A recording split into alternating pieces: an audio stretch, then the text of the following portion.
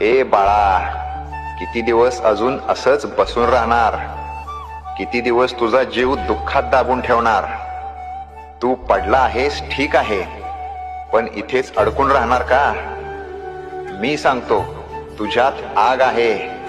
जग तुला थांबवू शकत नाही, फक्त तू स्वतःला थांबवला आहेस. उठ, कारण तू उठला नाहीस तर कुणीच येऊन तुला वाचवणार नाही.